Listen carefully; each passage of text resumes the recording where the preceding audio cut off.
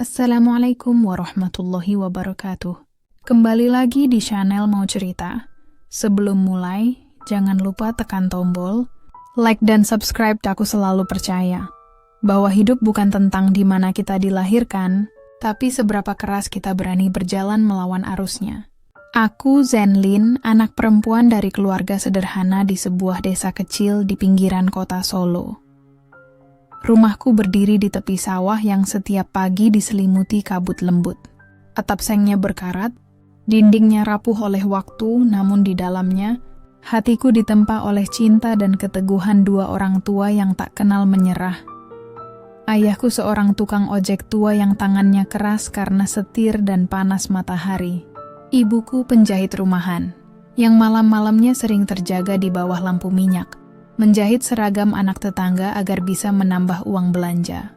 Dari merekalah aku belajar bahwa kerja keras bukan pilihan, melainkan satu-satunya cara bertahan hidup. Aku tumbuh tanpa perhiasan, tanpa liburan, tanpa kemewahan yang sering kulihat di layar kaca. Tapi aku punya mimpi yang menyalakan api di dalam dadaku. Aku ingin menjadi wanita yang mandiri, yang tak diatur oleh nasib, yang kelak bisa membahagiakan orang tuanya dengan caranya sendiri. Setiap subuh aku membantu ibu menyetrika, lalu berangkat kuliah sambil menenteng kotak bekal nasi tempe goreng. Aku belajar bisnis, bukan karena aku bercita-cita jadi orang kaya, tapi karena aku ingin tahu bagaimana caranya agar orang kecil bisa bertahan di dunia besar yang kejam.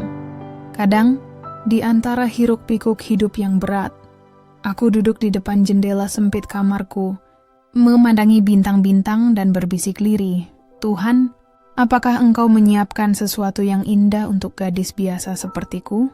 Entah kenapa, malam itu aku merasa seolah semesta menjawab dengan hembusan angin yang hangat. Seperti janji, tak lama setelah lulus kuliah, aku mendapat kesempatan bekerja di sebuah perusahaan kecil sebagai staf pemasaran. Di sanalah aku pertama kali bertemu dengannya, lelaki bernama Jaka Wijaya. Ia datang sebagai pembicara tamu dalam seminar bisnis. Dari balik meja peserta, aku memperhatikan cara bicaranya. Tenang, berwibawa, tapi matanya penuh kehangatan yang anehnya membuatku gugup. Ketika acara usai, ia menghampiriku. "Kamu mencatat setiap poin yang aku bicarakan. Kamu serius sekali," katanya sambil tersenyum. Suaranya berat tapi lembut. Aku hanya bisa tertawa kecil, mencoba menutupi rasa canggungku. "Ya, Pak. Saya suka belajar hal-hal baru." Jawabku singkat. Sejak saat itu, entah bagaimana, langkah kami terus bersinggungan. Ia sering mengajakku berdiskusi tentang bisnis. Kadang sekadar bertukar pikiran tentang hidup. Dari situ aku tahu, di balik jas rapi dan darah biru keluarganya, Jaka adalah pria yang sederhana dalam hati dan tulus dalam bicara. Aku mulai jatuh hati, diam-diam, tanpa sadar. Tapi cinta yang datang padaku terasa berbeda. Bukan seperti dongeng putri dan pangeran. Cinta ini datang dengan rasa takut. Takut bahwa dunia kami terlalu jauh, bahwa aku hanya gadis biasa yang mungkin tak akan pernah pantas berdiri di sisinya. Namun Jaka tak pernah melihatku dari mana aku berasal. Ia melihatku dari bagaimana aku berjuang. Dan mungkin disitulah Tuhan sedang menulis awal dari kisah yang akan mengubah segalanya. Aku tak tahu bahwa langkah kecilku dari rumah, reyot itu akan membawaku ke istana penuh gemerlap dan juga ke dalam badai fitnah yang hampir menghancurkan seluruh hidupku. Tapi malam itu, sebelum semua badai datang, aku hanya ingin percaya bahwa cinta yang tumbuh dari kesederhanaan bisa melahirkan keajaiban. Hari itu, langit Jakarta tampak begitu tinggi, seolah menyembunyikan banyak rahasia.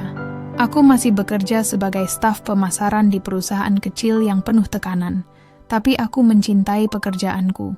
Di sana aku merasa hidup, meski sering kali hanya duduk di balik meja, menulis laporan yang tak pernah dibaca oleh atasan. Suatu pagi, manajerku mengumumkan bahwa akan ada seminar bisnis tentang strategi perusahaan masa depan. Pembicaranya Jaka Wijaya, katanya. Seketika jantungku berdetak tak beraturan. Nama itu tak asing bagiku. Aku pernah melihatnya di majalah bisnis, pewaris tunggal keluarga Wijaya Group, perusahaan besar yang bergerak di bidang properti dan logistik. Tak kusangka, aku akan melihatnya dari jarak begitu dekat.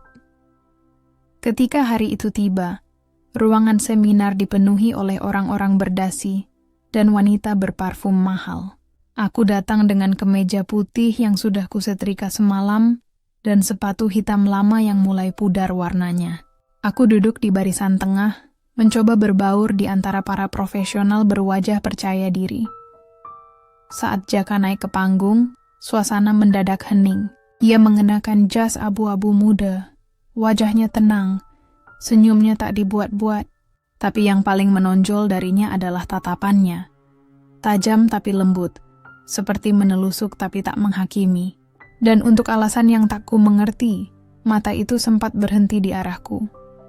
Sepanjang sesi, aku mencatat setiap kalimatnya. Ia tak hanya berbicara tentang bisnis, tapi juga tentang hidup.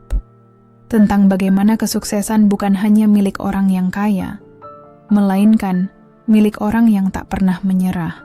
Kata-kata itu terasa menampar lembut hatiku, seolah dunia tiba-tiba berhenti agar aku mendengarkan pesan dari semesta. Usai acara, aku masih duduk di kursiku, membereskan buku catatan. Tiba-tiba, suara berat yang familiar terdengar di sampingku. "Kamu mencatat semua yang aku bicarakan tadi," katanya. Aku menoleh dan benar, dia berdiri di sana, Jaka Wijaya.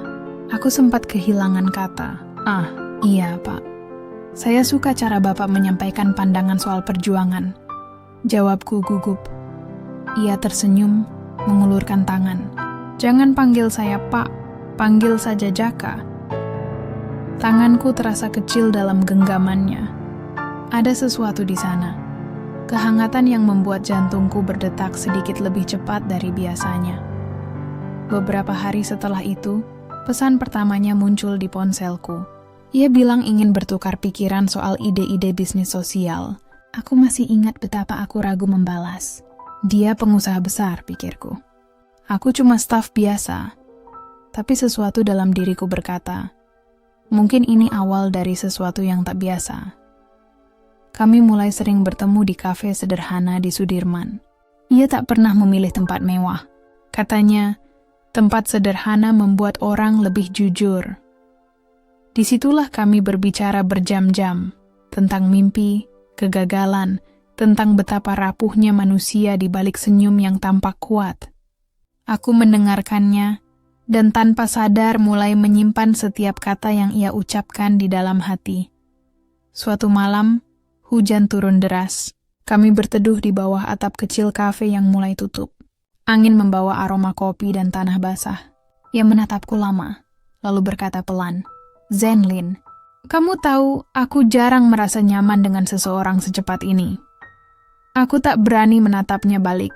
Aku takut kalau mataku jujur, ia akan tahu bahwa hatiku telah runtuh tanpa izin." Tapi di tengah hujan itu, di bawah cahaya lampu yang temaram, aku tahu, aku sedang jatuh cinta. Bukan pada kemewahan, bukan pada nama besarnya, tapi pada caranya melihatku seperti aku lebih dari sekadar gadis biasa. Namun, di balik rasa hangat itu, aku juga tahu, cinta seperti ini tak akan mudah. Dunia kami terlalu jauh, dan setiap langkah yang kudekatkan padanya, akan ada ribuan mata yang menatap dengan prasangka. Tapi malam itu, untuk pertama kalinya dalam hidup, aku memilih percaya pada perasaan, bukan pada ketakutan. Aku tak pernah bermimpi menjadi istri dari seorang pewaris kekayaan. Aku hanya ingin mencintai dan dicintai dengan tulus. Tapi takdir memang seringkali datang tanpa aba-aba. Seperti ombak yang tiba-tiba menggulung perahu kecilku, membawa ke arah yang tak pernah kurencanakan. Setelah berbulan-bulan menjalin hubungan, Jaka melamarku dengan cara yang sederhana, tapi sungguh menggetarkan. Di taman kecil tempat kami biasa bertemu, ia menatap mataku sambil memegang setangkai mawar putih. "Zenlin," katanya lirih, "aku tidak menjanjikan hidup mewah, tapi aku ingin kita berjuang bersama. Kamu mau menjadi rumah untuk jiwaku?" Aku terdiam. Air mataku mengalir begitu saja. Aku tahu, ini bukan sekadar lamaran. Ini adalah janji untuk melawan dunia bersama-sama. Dan aku mengangguk karena cintaku padanya terlalu dalam untuk ditahan oleh ketakutan. Namun kebahagiaan itu tak bertahan lama. Kabar pernikahan kami menyebar, dan keluarga besar Jaka bereaksi seolah ia membawa bencana ke dalam silsilah mereka. Anak kampung, tidak mungkin jadi menantu keluarga Wijaya, ujar bibinya dengan nada sinis. Pamannya menatapku dari ujung kepala hingga kaki, lalu mendecih. Kecantikannya memang lumayan, tapi itu tak cukup untuk menggantikan darah biru. Aku hanya tersenyum, walau dadaku perih. Aku tahu, mereka tak melihatku sebagai manusia, hanya sebagai noda di antara kemegahan nama besar mereka. Tapi Jaka berdiri di sampingku, menggenggam tanganku erat di hadapan semuanya. Dia pilihanku, katanya tegas, dan aku tak butuh restu dari mereka yang tak mengerti arti cinta. Hari pernikahan kami akhirnya tiba. Aula megah itu penuh dengan bunga dan cahaya kristal, tapi udara di sana begitu dingin. Tatapan tamu undangan seperti pisau yang berkilat di balik senyum palsu. Aku mengenakan gaun putih yang dijahit dengan penuh harap oleh ibuku sendiri, meski benangnya tak semahal rendah yang biasa mereka pakai. Ketika aku berjalan menuju pelaminan, langkahku terasa berat. Aku bisa mendengar bisikan lirih di belakangku. Itu dia, si gadis kampung yang menjerat Jaka. Lihat saja, pernikahan ini tak akan lama. Namun aku terus berjalan. Setiap langkah adalah doa. Setiap napas adalah keyakinan bahwa cinta yang lahir dari kejujuran tak akan mudah dipatahkan. Saat akad terucap, suaraku bergetar. Di hadapan Tuhan, aku bersumpah akan mencintai lelaki itu dengan segenap jiwa.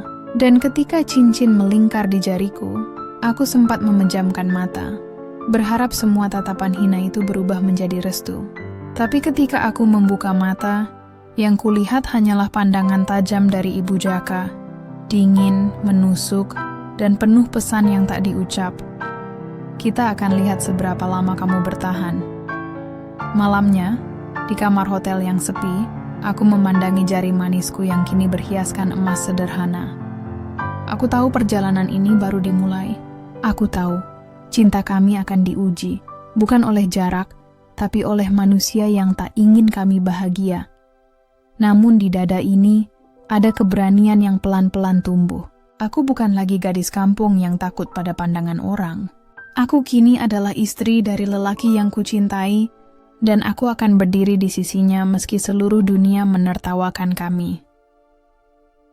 Aku menggenggam tangan Jaka yang mulai terlelap di sampingku, lalu berbisik lirih, "Terima kasih telah memilihku, meski dunia menolak." Dan malam itu, sebelum mataku tertutup, aku berjanji pada diriku sendiri.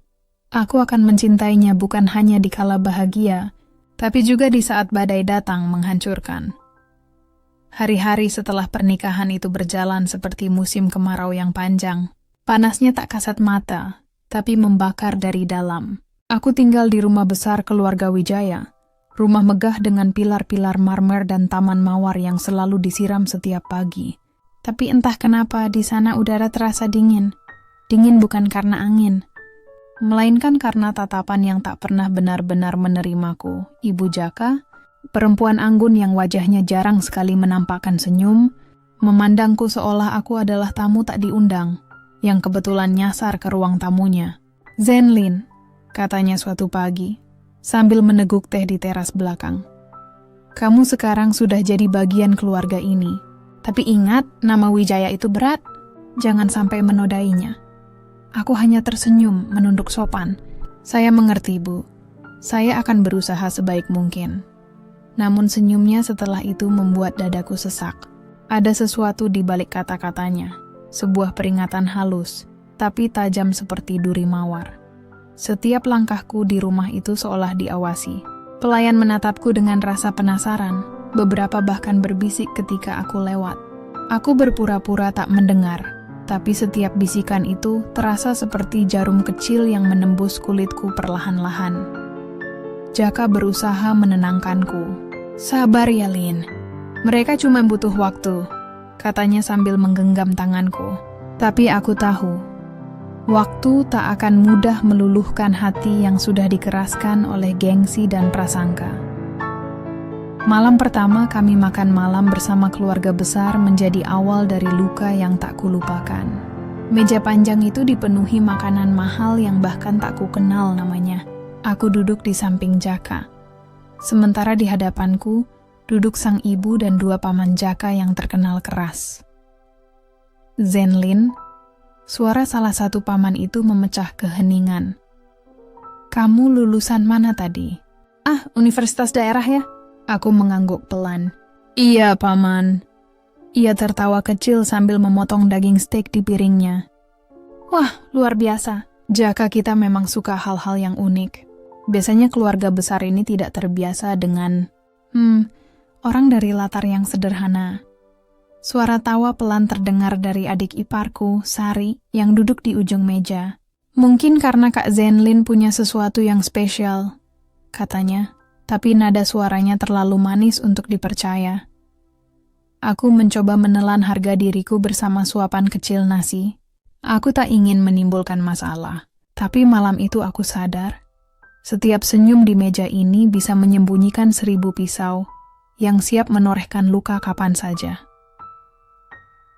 Beberapa hari kemudian, Ibu Jaka memintaku menemaninya berbelanja. Aku sempat senang mengira ia mulai menerimaku. Tapi di mobil, di antara suara radio yang pelan, ia berkata tanpa menoleh. Zenlin, kamu harus tahu, tidak semua orang bisa tahan hidup di keluarga ini.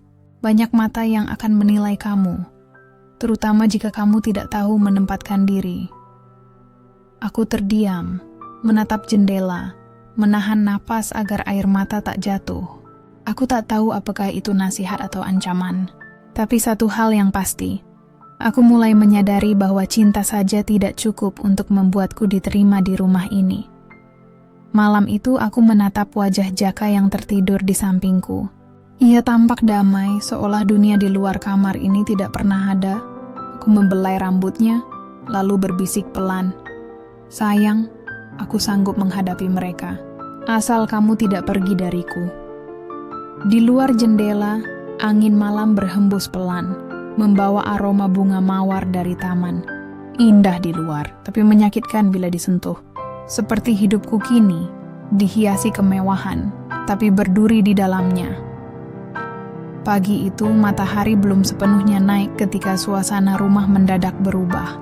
Pelayan berlari ke arah kamar dengan wajah panik, mengetuk pintu sambil memanggil namaku. Bu Zenlin, Paman ingin bicara di ruang tamu sekarang juga.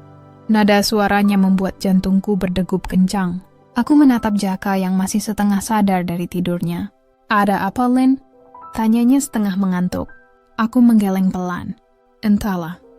Mungkin soal rapat keluarga. Tapi entah kenapa, perasaan di dadaku berat, seperti akan datang badai yang tak bisa kuhindari. Begitu aku turun ke ruang tamu, aku melihat wajah-wajah tegang. Ibu Jaka duduk di kursi besar, bibirnya mengatup kaku. Di sampingnya, berdiri Paman Rudi, pria yang selama ini selalu menatapku dengan ketidaksenangan yang tak disembunyikan. Di atas meja, tergeletak beberapa lembar foto. Dan begitu mataku menangkap salah satu foto itu, darahku serasa berhenti mengalir. Foto itu menampilkan aku berjalan dengan seorang pria di lobi hotel. Pria itu adalah rekan bisnisku, Pak Andre, yang dulu sering menolongku di tempat kerja lama. Tapi dalam foto itu, posisi kami dibuat seolah tampak mesra. Tanganku terlihat seakan menggenggam tangannya, padahal aku tahu persis. Itu hanya momen ketika aku hampir terjatuh dan dia membantuku berdiri. Jadi ini cara kamu menjaga nama keluarga? Suara Ibu Jaka bergetar tajam, namun terkendali. Baru juga beberapa bulan jadi menantu, sudah membuat aib seperti ini. Aku menatap foto-foto itu dengan mata membesar, lalu menoleh ke arah mereka satu persatu. Ini tidak seperti yang kalian pikirkan. Itu semua tidak benar. Pamanku Jaka menyeringai kecil. Kamu pikir kami bodoh, Zenlin? Foto tidak bisa berbohong. Foto bisa disunting, bisa direkayasa. Balasku, suaraku bergetar tapi tegas. Saya tidak bersalah. Namun tak ada yang percaya. Mereka menatapku seperti memandang duri di dalam daging. Adik iparku, Sari, berdiri di sudut ruangan dengan ekspresi yang sulit kuterjemahkan, antara puas dan pura-pura prihatin. "Kak, bagaimana bisa foto seperti ini tersebar?" Katanya dengan nada manis yang menusuk. "Kakak kan tahu keluarga kita dijaga banyak mata." Aku ingin menjawab, tapi lidahku keluh. Rasanya seperti berteriak di dalam air. Suaraku hilang ditelan derasnya tuduhan. Jaka datang tergesa, wajahnya cemas. "Ada apa ini?" Ibu langsung berdiri dan menyerahkan foto-foto itu. "Lihat sendiri, Nak. Lihat siapa sebenarnya istrimu itu." Ia menatap foto-foto itu lama, dan untuk sesaat, aku melihat keraguan di matanya. Rasa perihnya lebih tajam daripada pisau manapun. "Jaka, kamu percaya aku kan?" Tanyaku pelan, hampir tak terdengar ia diam. Napasnya berat. "Aku ingin percaya, Lin. Tapi foto-foto ini, foto bisa menipu." Suaraku pecah, air mataku jatuh tanpa bisa kutahan. "Aku tidak melakukan apapun. Aku tidak seburuk itu." Ruangan itu hening, tak ada yang bersuara. Tapi tatapan mereka sudah cukup membuatku merasa telanjang, hina, dan tak berharga. Malamnya aku duduk di teras sendirian. Hujan turun pelan, dan setiap tetesnya seolah menertawakan nasibku. Aku menatap ke arah gerbang, berharap Jaka datang memelukku, tapi yang datang hanya dingin dan sepi. Aku memejamkan mata, mencoba menenangkan diri. Dalam hening itu, aku berjanji pada diriku sendiri. Aku akan mencari kebenaran. Aku akan temukan siapa yang bermain di balik fitnah ini. Karena aku tahu, sekalipun dunia memandangku kotor, Tuhan tahu isi hatiku tetap bersih. Aku bukan perempuan yang mudah dipatahkan. Jika mereka ingin menjatuhkanku, mereka harus berhadapan dengan seluruh kekuatan cinta dan harga diriku. Malam itu, rumah terasa asing. Langit kelabu meneteskan hujan lembut, dan suara gemericiknya menjadi satu-satunya saksi ketika aku berdiri di beranda, memandangi bayangan diriku di kaca jendela. Di dalam pantulan itu, mataku tampak sayu, namun menyala oleh sesuatu yang belum padam, harga diri. Aku teringat lagi tatapan ragu Jaka siang tadi. Tatapan itu terus berputar dalam benakku, menyesakan dada. Namun sebelum aku sempat menenangkan diri, pintu kamarku diketuk perlahan. Suara itu lembut tapi menusuk, seperti bisikan ular yang berpura-pura bersahabat. "Boleh aku masuk, Kak?" Itu suara Sari, adik ipar yang selama ini dikenal manis dan perhatian, tapi matanya selalu menyimpan sesuatu yang samar. Aku menoleh perlahan. "Masuk saja." Dia melangkah pelan, mengenakan gaun tidur berwarna pastel. Wajahnya tampak polos. Tapi aku tahu, di balik setiap senyumannya, selalu ada sesuatu yang tak bisa sepenuhnya kupercaya. Sari duduk di kursi dekat jendela, menatapku lama sebelum berkata, "Aku tahu kakak pasti sedih." Nada suaranya lembut, tapi di ujung kalimatnya ada nada puas yang samar. "Aku kasihan. Tapi mungkin memang sebaiknya kakak hati-hati sejak awal. Dunia ini kejam, Kak." Aku menarik napas dalam-dalam. "Sari, kau tahu aku tidak bersalah. Kau juga tahu siapa yang bisa melakukan ini." Ia menunduk, lalu menatapku lagi dengan senyum tipis. "Tuduhan itu berat, Kak. Jangan sembarangan menuduh orang." Aku menatapnya, mencoba membaca isi matanya, tapi yang kutemukan hanya kepuasan tersembunyi. "Sari," suaraku nyaris berbisik, "kau senang ya melihatku seperti ini?" Ia tertawa kecil, menutup mulutnya dengan tangan. "Kak Zenlin, kenapa berpikir seperti itu?" Aku justru ingin menolong. Ia berdiri, lalu mendekat. Wangi parfumnya menyelinap lembut namun dingin. "Aku cuma ingin Kak Zenlin tahu, Mas Jaka sekarang banyak berubah." Dia sering curhat padaku, katanya merasa tidak yakin lagi. Dadaku seolah disayat. Dia bilang begitu?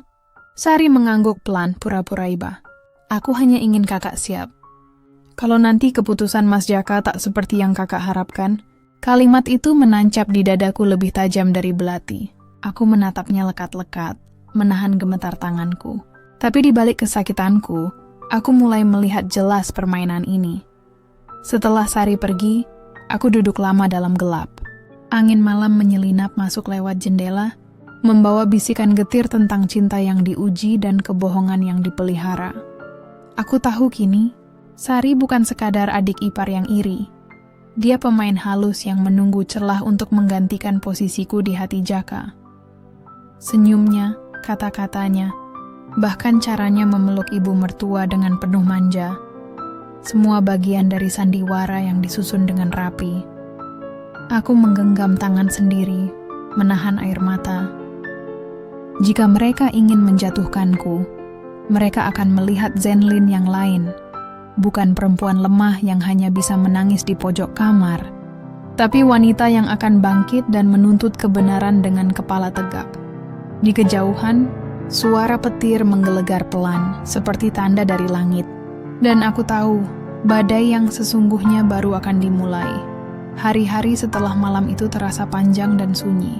Aku menatap layar ponsel yang tak kunjung berbunyi, berharap ada satu pesan dari Jaka, suara kecil yang menenangkan badai di dadaku. Tapi yang datang justru bayangan buruk yang terus berbisik, menanyakan hal-hal yang tak ingin ku jawab. Apakah dia mulai meragukanku? Apakah kata-kata Sari sudah meracuni hatinya? Sore itu, aku duduk di ruang kerja kecilku, mencoba menyibukkan diri dengan dokumen proyek yang belum selesai. Namun pikiranku terus melayang. Di meja, cangkir teh melinggalkan noda lingkaran. Dan di luar jendela, hujan menetes perlahan, seperti irama kesedihan yang enggan berhenti. Tiba-tiba, ponselku bergetar. Satu pesan masuk dari nomor tak dikenal. Tulisan di layar membuat jantungku berdebar keras. Hati-hati, mereka memainkannya dari belakang. Cari tahu siapa yang mengirim foto itu. Aku terpaku. Pesan itu tanpa nama, tanpa tanda, tapi kalimatnya seperti tangan yang menyingkap tirai rahasia yang selama ini menutup mataku. Foto? Foto yang mana? Aku segera teringat. Fitnah tentang perselingkuhan itu. Foto-foto palsu yang beredar diam-diam, memperlihatkan sosok wanita yang mirip denganku sedang bersama pria lain di sebuah kafe. Gambar itu kabur, tapi cukup jelas untuk membuat siapapun curiga. Saat pertama kali melihatnya, aku merasa tubuhku runtuh. Dan kini, pesan itu seperti secercah cahaya di lorong gelap. Dengan jari gemetar, aku membalas. Siapa kamu? Tolong jelaskan. Tak ada balasan. Namun tak lama kemudian, satu foto baru muncul. Gambar diambil dari layar komputer, menampilkan seseorang sedang mengedit foto yang sama. Di pojok layar tertera nama folder, Project Sari. Aku terdiam. Dunia seperti berhenti berputar. Sari. Adik iparku sendiri. Tenggorokanku terasa kering, mataku panas. Aku ingin berteriak, ingin berlari ke kamar Jaka dan berkata bahwa semua ini jebakan. Tapi sesuatu menahanku. Aku harus tenang. Aku harus bermain dengan cara mereka. Malam itu aku pura-pura tidur lebih awal. Tapi di dalam kamar aku menyiapkan langkahku. Kutelusuri setiap jejak di laptop, menyalin data yang bisa menguatkan dugaanku. Dan di folder-folder tersembunyi milik staf rumah tangga, aku menemukan hal yang membuat napasku tercekat. Rekaman percakapan antara Sari dan seorang pria bernama Randy, sepupu Jaka. Suara mereka terdengar jelas. Kita harus buat Zenlin terlihat murahan. Biar Jaka muak. Setelah itu biar aku yang pura-pura hibur dia. Hahaha. Aku menutup mulutku menahan isak. Tanganku bergetar, tapi di dalam diriku tumbuh kekuatan yang baru. Dingin, tajam, dan penuh tekad. Jika selama ini aku memilih diam karena cinta, malam itu aku belajar bahwa kadang cinta juga harus tahu kapan menegakkan kepala. Aku menatap cermin dan melihat perempuan yang berbeda dari seminggu lalu. Mata itu bukan lagi milik wanita yang takut kehilangan, melainkan milik seseorang yang siap memperjuangkan kebenaran. Baiklah, bisikku pada bayangan sendiri. Jika mereka ingin perang, aku akan menari di tengah apinya. Pagi harinya, aku menatap Jaka yang masih dingin padaku. Ia menunduk tak berani menatap mata ini. Dan aku tahu sebentar lagi semua akan berubah. Aku hanya perlu waktu yang tepat untuk membuka semuanya. Langit sore itu memantulkan warna abu yang muram, seolah ikut menyimpan rahasia yang hendak kuungkap. Aku melangkah menyusuri jalan kecil di dekat taman kota, tempat yang sudah lama tak kudatangi sejak menikah dengan Jaka. Dedaunan basah sisa hujan semalam berjatuhan di jalan setapak, menebar aroma tanah yang getir namun menenangkan. Aku datang bukan untuk mengenang masa lalu, tapi untuk menantang masa depan, atau mungkin menantang kebohongan. Di tanganku, secarik pesan anonim itu masih kusimpan, pesan yang menuntunku ke tempat ini. Di akhir pesannya tertulis jelas, "Datanglah ke taman jam 5 sore. Jangan bilang siapapun. Aku tahu siapa yang menjebakmu. Aku tahu ini berisiko." Tapi hati kecilku berbisik bahwa kebenaran tak akan datang jika aku terus bersembunyi di balik air mata. Ketika jam di ponselku menunjukkan pukul 5 tepat, seseorang muncul dari arah seberang taman. Tubuh tinggi, berjas hitam, langkahnya ragu tapi tetap mantap. Aku mengenalnya seketika, Randy, sepupu Jaka. Lelaki yang selama ini dikenal ramah di depan semua orang, tapi matanya selalu memancarkan kesombongan yang dingin. "Zenlin," sapanya dengan senyum tipis, "aku tahu kau akan datang." Aku menatapnya tajam. "Kau yang kirim pesan itu?" Dia tertawa kecil, menyelipkan kedua tangannya ke saku. "Tentu saja bukan. Tapi kupikir ini kesempatan baik untuk bicara, tanpa Jaka atau Sari mengawasi." Namanya disebut saja membuat dadaku terasa sesak. "Jadi apa yang kau inginkan, Randy? Mengaku atau menertawakanku di sini sendirian?" Ia menatapku lama, lalu menghembuskan napas panjang. "Kau salah satu wanita paling keras kepala yang pernah ku kenal. Tapi jujur saja aku kagum. Kau masih berani datang meski semua sedang melawanmu." "Aku tidak takut," jawabku pelan tapi tegas. "Aku hanya mencari kebenaran." Randy tersenyum miring. "Kebenaran? Dalam keluarga seperti kami, kebenaran itu barang mewah, Zenlin. Semua yang penting hanyalah siapa yang terlihat benar." Aku menahan napas. Kata-katanya seperti pisau yang pelan-pelan menggores. "Jadi benar, kau dan Sari yang memalsukan foto itu?" Dia diam sejenak. Pandangannya bergeser ke arah langit yang mulai temaram. "Katakan saja aku melakukan apa yang diminta oleh orang-orang yang tidak suka melihatmu di rumah besar itu. Kau tahu, para paman, bibi, semua berpikir kau hanya penggoda yang ingin harta keluarga Wijaya." Aku menatapnya penuh amarah, tapi juga sedih. Aku mencintai Jaka, bukan kekayaannya. Randy menatapku kembali, dan untuk sesaat, tatapan itu melembut. "Aku tahu." Satu kalimat itu keluar lirih, nyaris seperti pengakuan dosa. Tapi dalam permainan ini, kadang yang benar pun harus kalah dulu agar yang lain puas. Aku melangkah mendekat, suaraku bergetar. "Dan kau ikut permainan itu demi apa, Randy?" Dia terdiam, lalu berkata pelan, "Karena aku juga mencintaimu." Kata-kata itu seperti petir yang menghantam dari langit mendung. Aku mundur selangkah tak percaya. "Apa?" Randy tersenyum getir. "Ya, Zenlin, dari dulu. Tapi kau memilih Jaka. Dan sejak itu, aku kehilangan segalanya, bahkan harga diriku. Jadi aku memilih membantu mereka menghancurkanmu. Karena kalau aku tak bisa memilikimu, aku ingin melihatmu jatuh." Aku tak mampu menahan air mata. Rasanya dunia runtuh di bawah kakiku. "Kau kejam," bisiku. "Cinta bukan begini caranya." Dia tertawa pelan, tapi matanya basah. "Mungkin kau benar. Tapi begitulah cara cinta bekerja di antara orang-orang yang tak pernah diajarkan tentang keikhlasan." Aku melangkah pergi, menahan air mata yang menyesak, tapi dalam hatiku aku tahu, pertemuan itu membuka pintu besar menuju kebenaran. Kini aku tahu siapa musuhku, dan aku tahu permainan macam apa yang sedang mereka mainkan. Langit mulai gelap, tapi di dada ini ada api kecil yang menyala. Aku bersumpah, aku tidak akan membiarkan mereka menang. Tidak lagi. Hari itu rumah keluarga Wijaya berdandan megah. Lampu-lampu kristal berkilau seperti bintang yang terperangkap di langit-langit. Musik lembut mengalun, dan aroma bunga lili memenuhi udara. Dari luar, semua tampak sempurna. Tapi aku tahu, di balik senyum dan gelas anggur yang diangkat tinggi, ada racun yang siap menetes perlahan. Pesta ulang tahun ibu mertua seharusnya menjadi malam penuh syukur. Tapi bagiku, ini seperti medan ujian yang dipenuhi mata-mata tajam dan bisikan penuh racun.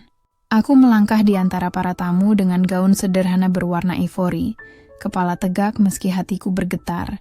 Setiap kali aku berjalan, aku bisa merasakan tatapan mereka.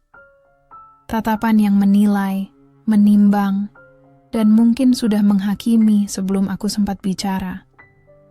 Sari datang dengan gaun merah menyala.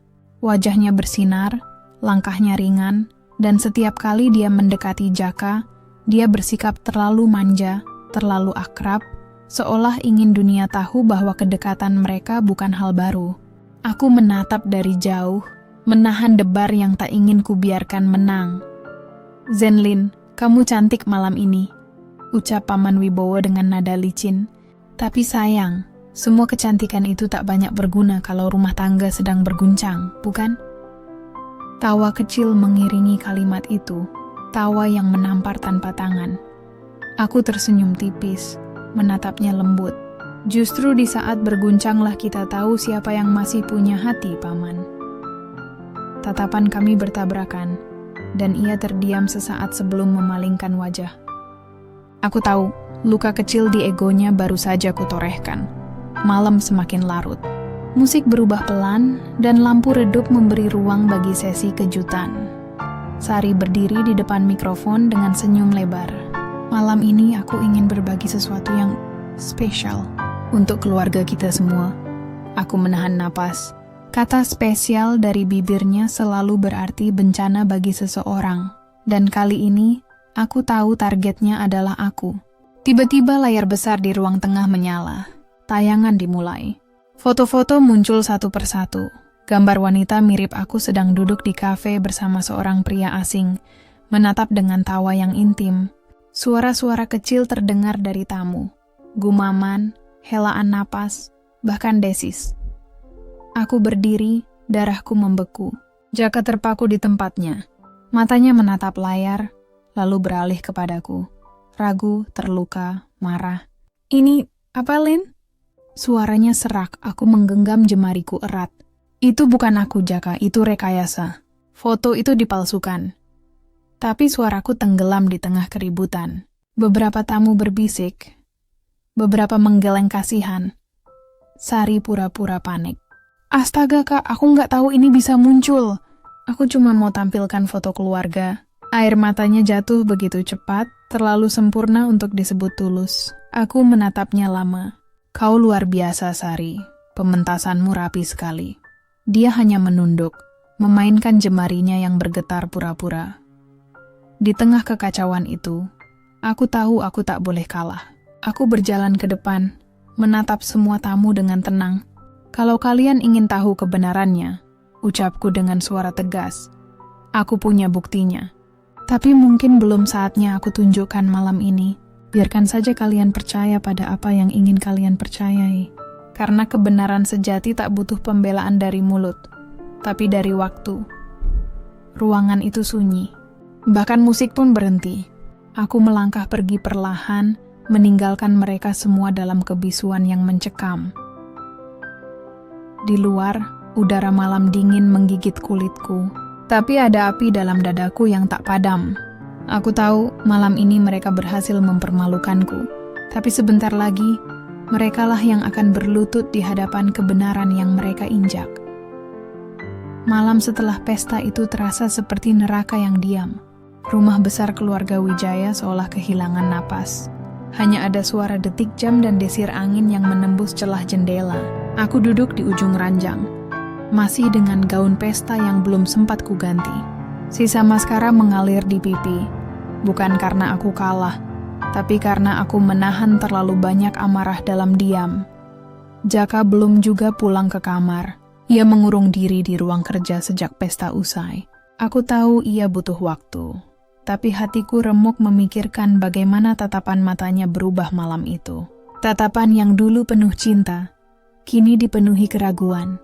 Dan tak ada yang lebih menyakitkan bagi seorang istri, selain menjadi orang yang harus meyakinkan suaminya bahwa cinta mereka belum ternoda. Aku menatap cermin. Di sana, sosok perempuan dengan mata bengkak dan bibir kering menatap balik padaku. Tapi jauh di balik tatapan itu, ada bara yang perlahan menyala. Diamku bukan berarti aku kalah. Diamku adalah jeda sebelum ledakan kebenaran. Aku bangkit, menyalakan laptop, membuka berkas-berkas yang diam-diam kukumpulkan. Bukti-bukti dari pesan misterius itu, hasil editan foto, rekaman percakapan antara Randy dan Sari, semuanya kusimpan rapi. Tanganku gemetar saat memutarnya kembali. Kita harus buat Zenlin kelihatan kotor. Kalau perlu, sebarkan foto-foto itu di media. Tenang saja, aku punya kenalan. Biar publik yang menghancurkannya, suaranya jelas. Tawa mereka terdengar ringan. Tawa yang mencabik-cabik harga diriku. Tapi anehnya kali ini aku tidak menangis. Aku hanya tersenyum. Senyum tipis yang lahir dari luka yang sudah berubah menjadi tekad. Baik, bisiku lirih. Kalian ingin aku jatuh, maka aku akan jatuh. Tapi jatuh ke dalam kekuatan yang akan membuat kalian bertekuk lutut. Sekitar pukul 2 dini hari, pintu kamar terbuka. Jaka berdiri di ambang, wajahnya letih, matanya merah. Lin, suaranya pelan. Aku menatapnya tanpa kata. Ia duduk di tepi ranjang, mengusap wajahnya. Aku nggak tahu harus percaya siapa. Semua orang bicara hal yang sama. Semua bukti mengarah ke kamu. Aku bingung. Aku mendekatinya perlahan. Jaka, kadang mata bisa tertipu tapi hati tidak. Kau tahu siapa aku? Dia menatapku. Lama sekali, lalu menunduk. Tapi semuanya tampak begitu nyata. Karena memang dibuat agar terlihat nyata. Jawabku tegas. Dan saat waktunya tiba, aku akan buktikan semuanya padamu. Tapi tolong, jangan hukum aku karena sesuatu yang tidak pernah kulakukan. Jaka memejamkan mata. Air matanya jatuh tanpa suara. Untuk pertama kalinya, aku melihat lelaki itu benar-benar rapuh. Dia menggenggam tanganku. Aku ingin percaya, Lin. Aku benar-benar ingin. Aku hanya tersenyum meski hatiku perih. Kalau kau masih mau percaya, maka tunggulah sebentar lagi. Kebenaran itu sudah berjalan ke arah kita, meski pelan. Setelah ia tertidur, aku menatap wajahnya lama. Lelaki yang dulu membuatku yakin bahwa cinta bisa menembus batas, kini menjadi ujian terbesarku. Tapi aku tak akan menyerah, tidak untuk cinta, dan tidak untuk diriku sendiri. Aku menatap keluar jendela. Langit masih gelap, tapi di ufuk timur sudah tampak garis cahaya samar. Dan aku tahu, ketika fajar itu tiba, seseorang akan terbangun bukan sebagai korban, tapi sebagai perempuan yang siap menyalakan api di balik diamnya. Malam itu, aku berdiri di balkon kamar, menatap kota yang berkilau di kejauhan. Angin malam mengusap wajahku lembut, seolah ingin menenangkan hatiku yang porak-poranda. Aku menatap bayangan diriku di kaca jendela. Seorang perempuan yang tampak kuat di luar, tapi hancur perlahan di dalam. Aku Zenlin, istri dari Jaka, menantu dari keluarga yang menganggapku noda dalam silsilah mereka. Beberapa hari ini, kabar buruk berhembus lagi. Mereka bilang aku berselingkuh dengan salah satu rekan kerja Jaka. Fitnah itu menyebar seperti angin busuk yang merusak nama baikku. Aku tahu siapa dalangnya, adik iparku sendiri, dan pamannya yang selalu iri sejak kami menikah. Mereka ingin membuatku jatuh, ingin melihatku menyerah, ingin membuktikan bahwa perempuan sederhana sepertiku tak pantas berdiri di tengah keluarga kaya raya. Kenapa mereka tak pernah lelah menjatuhkanku, Tuhan? Bisikku di antara tangis yang kutahan. Aku tak mau Jaka tahu aku menangis. Bagiku, ia sudah cukup lelah memikul tanggung jawab besar perusahaan yang diwariskan ayahnya. Namun dalam hatiku, ada rasa yang tak bisa kupungkiri. Sebuah retakan halus yang mulai menjalar di antara kami. Jaka mulai berubah, ia jadi dingin, sibuk, dan sering pulang larut malam. Ketika aku mencoba mendekatinya malam itu, ia hanya berkata pelan, "Aku capek, Lin. Jangan bahas hal itu lagi." Kalimat sederhana itu terasa seperti pisau. Aku hanya bisa tersenyum pahit, berpura-pura kuat, Namun setelah ia tertidur, aku memandangi wajahnya lama-lama. Lelaki yang dulu memelukku dengan janji akan melindungiku dari dunia yang kejam, kini terasa begitu jauh. Hari-hariku terasa berat. Setiap langkahku di rumah besar itu terasa seperti menapaki ranjau kebencian. Bisikan-bisikan para bibi dan sepupu Jaka mengikutiku di setiap sudut. Perempuan desa itu cuma numpang kaya. Begitu mereka bilang sambil tertawa pelan. Aku hanya tersenyum dan menunduk, mencoba menelan hinaan itu bulat-bulat. Namun malam itu, aku bersumpah pada diriku sendiri. Aku tak akan membiarkan mereka menang. Aku akan mencari bukti. Aku akan membuka satu persatu topeng mereka. Aku tahu fitnah itu hanyalah permainan licik untuk menjatuhkan martabatku. Aku menatap cincin di jariku, mengingat janji suci yang dulu Jaka ucapkan di depan altar. Selama napasku ada, aku takkan pernah meninggalkanmu. Tapi kini aku bertanya dalam hati, masihkah ia ingat janji itu? Aku menarik napas panjang, menatap langit malam yang berhiaskan bintang. Dalam kesunyian itu aku berbisik pada diriku sendiri, aku akan bertahan. Sekalipun mereka menuduh, sekalipun aku berdiri sendirian, aku akan membuktikan kebenaranku. Sebab terkadang, Tuhan hanya ingin melihat seberapa dalam luka yang bisa kita tanggung, sebelum akhirnya Ia sendiri yang datang memeluk kita dengan kemenangan. Pagi itu, sinar matahari menembus tirai jendela kamarku, seolah memaksa mataku terbuka untuk menghadapi kenyataan yang masih sama pahitnya. Aku duduk di tepi ranjang, menatap lantai marmer yang dingin. Hati ini pun terasa serupa, dingin dan kaku. Jaka sudah berangkat lebih awal, tanpa sarapan, tanpa pamit, hanya meninggalkan aroma parfum yang samar tertinggal di udara. Aku tahu, jarak di antara kami bukan lagi sekadar tentang waktu. Ada jurang yang perlahan terbentuk, digali oleh fitnah dan ketidakpercayaan. Namun aku tak ingin menyerah. Cinta bukan hanya tentang kata percaya, tapi juga tentang berani membuktikan. Siang itu, aku memberanikan diri mendatangi ruang kerja Jaka di perusahaan. Setiap langkahku terasa berat, karena mata-mata karyawan yang menatapku dengan tatapan campur aduk antara kasihan dan gosip. Aku mendengar bisik-bisik samar, nama pria yang dituduhkan sebagai selingkuhanku kembali disebut. Aku tersenyum kecil, walau hatiku perih. Mereka boleh bicara, gumamku lirih, tapi kebenaran tak akan bisa mereka bunuh. Di ruang arsip yang sepi, aku mulai menyelidiki. Tanganku gemetar saat membuka beberapa dokumen dan laporan keuangan yang mencurigakan. Aku menemukan kejanggalan. Ada tanda tangan Jaka yang tampak berbeda di beberapa transaksi besar. Dan lebih mengejutkan lagi, beberapa di antaranya terkait dengan nama pamannya, yang selalu tampak begitu manis di depan kami. Hati kecilku berbisik, mereka bukan hanya ingin menjatuhkanmu, Zenlin. Mereka ingin menghancurkan segalanya, termasuk Jaka. Ketika aku menutup map terakhir, langkah kaki seseorang terdengar mendekat. Aku segera bersembunyi di balik lemari arsip. Dari celah sempit, aku melihat adik iparku, Dira, masuk sambil tersenyum licik, berbicara lewat telepon. Ya, besok sore foto-foto itu harus beredar di media, biar orang-orang tahu siapa sebenarnya Zenlin, katanya sambil terkekeh. Darahku berdesir. Jadi mereka ingin mempermalukanku di depan publik? Ingin menjadikan fitnah itu nyata di mata dunia? Aku menggigit bibir, menahan amarah dan air mata sekaligus. Tapi di tengah rasa takut itu, tumbuh keberanian baru. Aku akan melawan, dengan cara yang mereka tak sangka. Malamnya saat Jaka pulang, aku menatapnya lama. Ingin bicara, tapi lidahku keluh.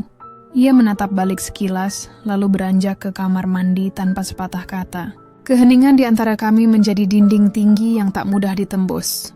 Aku hanya bisa berbisik dalam hati. Jaka, percayalah. Semua yang kau dengar hanyalah permainan mereka. Jangan biarkan cinta kita hancur karena tipu daya. Ketika malam semakin larut, aku membuka laptop dan mulai menyimpan bukti-bukti yang kutemukan. Setiap data, setiap foto, setiap dokumen, kusimpan dalam folder rahasia dengan nama Kebenaran Zenlin. Air mata jatuh tanpa sadar, membasahi jari-jariku di atas keyboard. Aku tidak tahu sampai kapan aku bisa bertahan, tapi aku tahu satu hal. Aku tidak akan kalah. Karena di balik luka, ada kekuatan yang tumbuh. Di balik tuduhan, ada kebenaran yang menunggu untuk diungkap.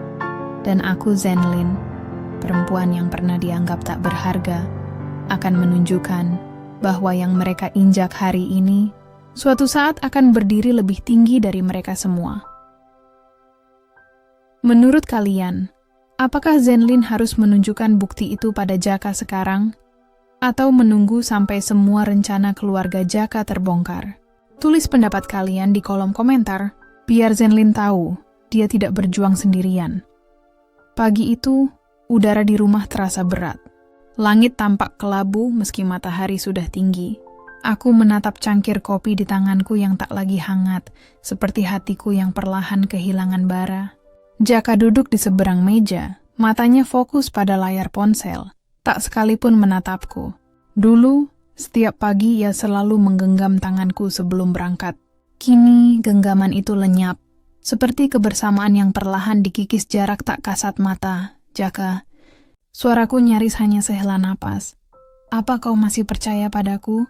Ia berhenti sejenak, lalu menatapku tanpa ekspresi. Kenapa aku harus menjawab pertanyaan yang bahkan aku sendiri tak yakin jawabannya? Katanya dingin. Kata-katanya menusuk lebih tajam daripada pisau. Aku terdiam mencoba menelan getir itu. Jadi kau percaya pada fitnah mereka? Tanyaku pelan, suaraku bergetar, tapi aku berusaha tegar. Bukan soal percaya atau tidak, Lin. Jawabnya. Terlalu banyak hal yang aneh belakangan ini. Dan aku lelah. Setelah itu, ia pergi tanpa menoleh lagi. Dan disitulah aku duduk lama, menatap kursi kosong yang baru saja ia tinggalkan. Menyadari bahwa mungkin cinta pun bisa lelah ketika terlalu banyak dusta yang berputar di sekitarnya. Hari-hari berikutnya, aku hanya tenggelam dalam kesunyian. Tapi diam bukan berarti kalah. Dalam diamku, aku menyusun langkah, menyusun kebenaran yang kelak akan membuka semua mata yang buta oleh kebencian. Aku mulai mendatangi satu persatu saksi dan data.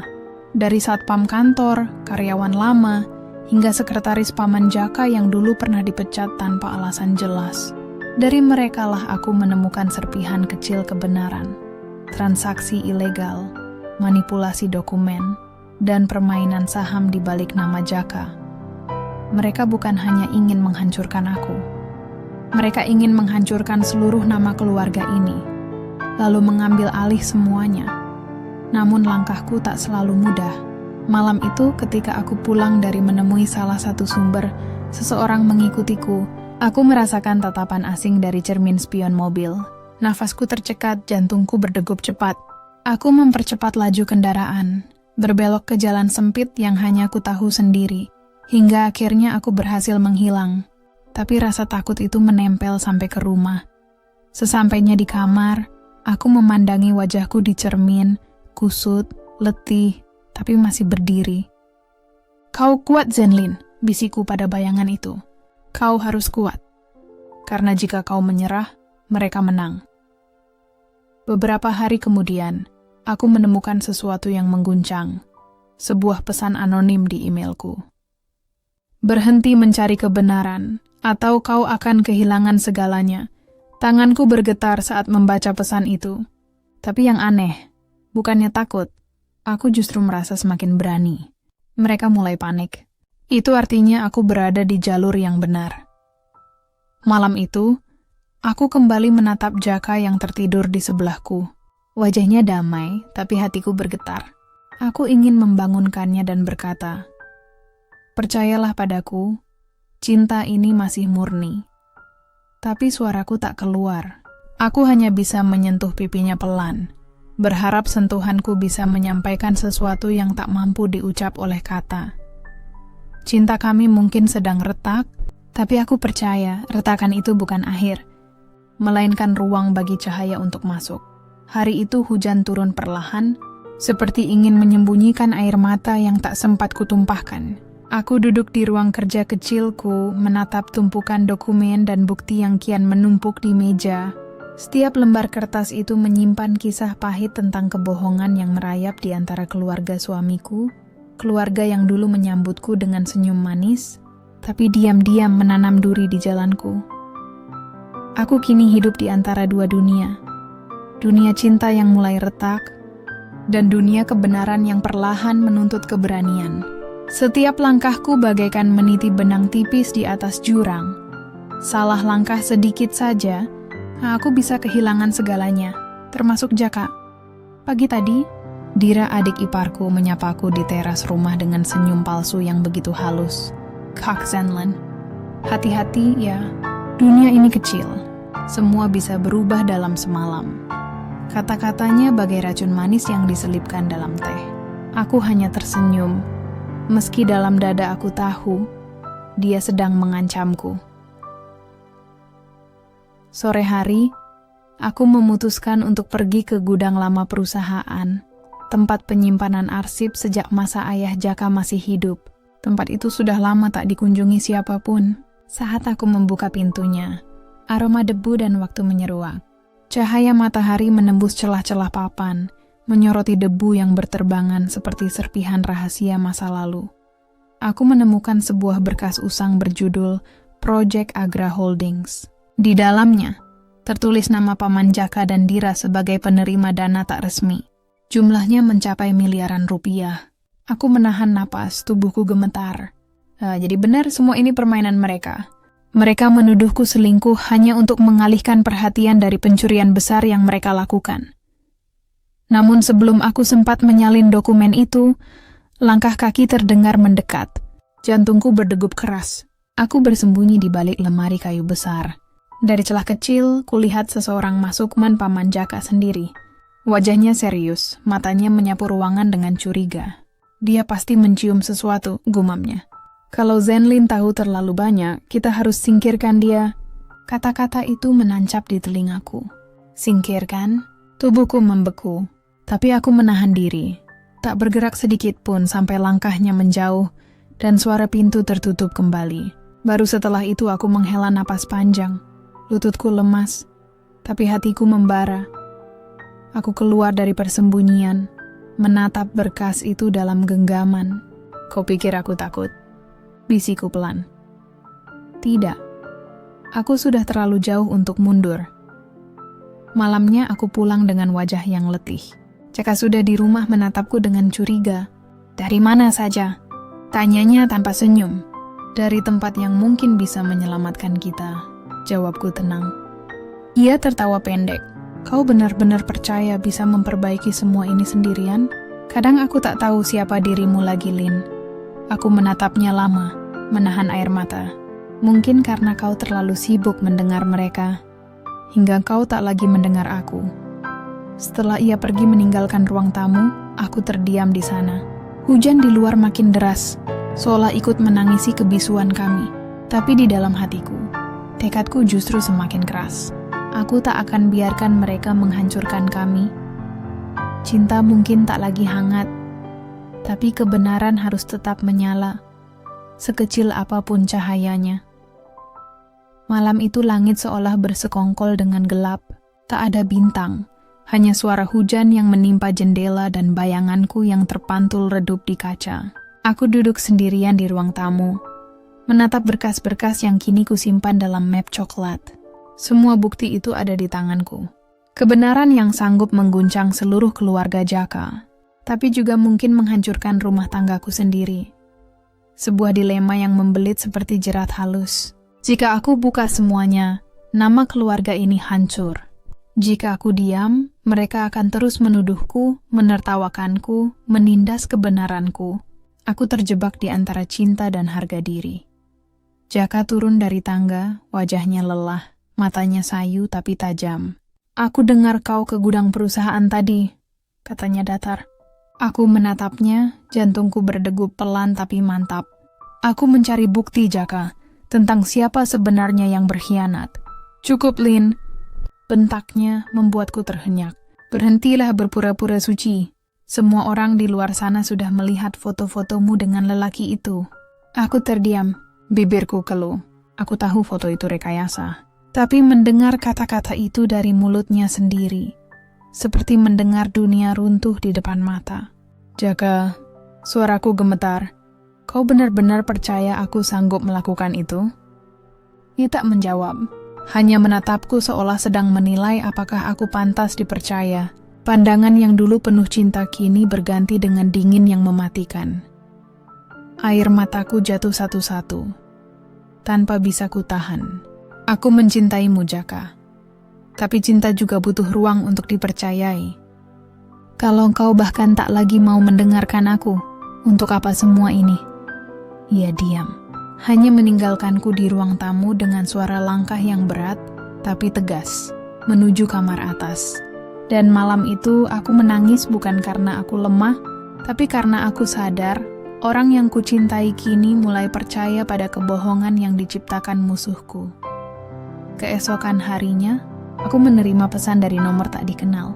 Kalau kau ingin suamimu percaya padamu, datanglah ke gedung tua di belakang pabrik jam 8 malam. Datang sendiri, tanganku gemetar. Aku tahu ini bisa jadi jebakan, tapi naluriku berkata, di sanalah jawaban semua ini berada. Malam itu aku pergi diam-diam. Angin membawa aroma logam dan hujan. Di dalam gedung tua itu, aku melihat sosok yang tak asing. Sekretaris lama Paman Jaka, lelaki tua dengan mata tajam. Ia menyerahkan flash disk kecil padaku. Di sini semua data asli. Mereka memalsukan tanda tangan Jaka, menuduhmu, dan mencuri uang perusahaan. Simpan baik-baik, Nyonya, katanya cepat. Namun belum sempat aku bertanya lebih jauh. Suara langkah berat terdengar dari luar. Lelaki itu panik. Cepat pergi. Mereka datang, katanya mendesak. Aku segera berlari, menembus lorong sempit dengan napas tersengal. Dari balik pintu besi, aku sempat melihat beberapa orang bersetelan hitam datang membawa senter. Aku berhasil keluar ke jalan belakang. Hujan mengguyur tubuhku, tapi aku tak peduli. Di genggamanku, flash disk kecil itu terasa lebih berat dari apapun. Itu bukan sekadar bukti, tapi kunci antara kehancuran atau kebebasan. Aku menatap langit malam yang kelam dan berbisik lirih. Jika aku harus kehilangan cinta demi menegakkan kebenaran, maka biarlah. Tapi aku tak akan membiarkan kebohongan menang atas hidupku. Subuh masih basah ketika aku menatap flash disk kecil itu di telapak tanganku. Benda mungil itu seolah berdenyut, menyimpan rahasia yang bisa menyelamatkan atau menghancurkan segalanya. Aku belum tidur semalam. Hujan baru saja reda, tapi dadaku masih diselimuti badai. Di luar, burung-burung mulai berkicau seolah tak tahu bahwa di dalam rumah ini ada hati yang hampir pecah. Aku menatap wajahku di cermin. Mata sembab, rambut acak-acakan, tapi tatapan mataku kali ini berbeda. Ada api di sana, kecil tapi nyata. Aku sudah terlalu lama diam, terlalu sering disalahkan. Hari ini, aku tak ingin lagi menjadi korban. Aku duduk di meja kerja dan menyalakan laptop. File demi file ku buka dengan jari bergetar. Dan disitulah semuanya terungkap. Transaksi gelap, surat palsu, foto-foto hasil editan. Bahkan rekaman suara Paman Jaka dan Dira yang membicarakan bagaimana mereka menyiapkan skandal Zenlin agar Jaka menjauh dariku. Suara dalam rekaman itu begitu jelas. Kita buat saja dia terlihat berselingkuh. Begitu Jaka marah, dia akan menceraikannya. Setelah itu, perusahaan bisa kita kendalikan lewat saham Jaka. Tapi bagaimana kalau dia tahu, dia cuma perempuan kampung? Mana mungkin bisa melawan kita? Aku menutup laptop pelan. Ada tawa getir yang lolos dari bibirku. Perempuan kampung ya, baiklah. Maka perempuan kampung ini akan jadi badai yang menumbangkan kesombongan mereka. Aku memutuskan untuk menemui seseorang. Tania, sahabat lamaku yang bekerja sebagai jurnalis investigasi. Ia satu-satunya orang yang ku tahu bisa dipercaya. Kami bertemu di sebuah kafe kecil di sudut kota. Saat aku menyerahkan flash disk itu padanya, tanganku bergetar. Tania, tolong simpan ini. Kalau sesuatu terjadi padaku, pastikan dunia tahu kebenarannya. Ia menatapku lama, lalu menggenggam tanganku. Lin, kau yakin mau melawan mereka? Ini besar sekali. Aku tersenyum lemah. Aku tak mencari perang, Tan. Aku hanya ingin keadilan. Namun malamnya sesuatu terjadi. Ketika aku pulang, rumah dalam keadaan sepi. Aku memanggil nama Jaka, tapi tak ada jawaban. Di meja makan ada selembar kertas dengan tulisan tangan yang kukenal. Aku butuh waktu. Jangan cari aku. Hatiku seketika luruh. Air mataku jatuh tanpa izin. Jadi di saat aku menemukan cahaya kebenaran, ia justru menjauh. Tapi mungkin memang begitulah hidup. Kita harus kehilangan sesuatu untuk menemukan yang lain. Aku menatap lampu kamar yang temaram, memeluk diriku sendiri dalam diam. Baiklah Jaka, bisiku lirih. Kalau kau butuh waktu, aku akan memberimu waktu. Tapi aku akan terus berjalan. Karena kebenaran ini tak bisa menunggu. Aku tahu langkahku berikutnya akan berbahaya. Tapi aku sudah tak punya pilihan lain selain maju. Cinta yang dulu jadi sandaran kini tinggal kenangan. Yang tersisa hanyalah aku dan kebenaran yang menggigil dalam genggaman. Di luar, angin malam berhembus lembut, membawa aroma hujan dan tekad. Aku menatap ke langit, berkata dalam hati, jika Tuhan masih berpihak pada yang benar, maka aku tak akan jatuh, seberapapun keras dunia mencoba menjatuhkanku. Sudah 3 hari sejak Jaka pergi. Rumah ini terasa asing tanpa suaranya, tanpa aroma kopi kesukaannya di pagi hari. Setiap sudutnya sunyi, seolah semua benda ikut menatapku dengan iba. Aku berjalan menyusuri koridor panjang yang dulu penuh tawa, kini hanya menyisakan gema langkahku sendiri.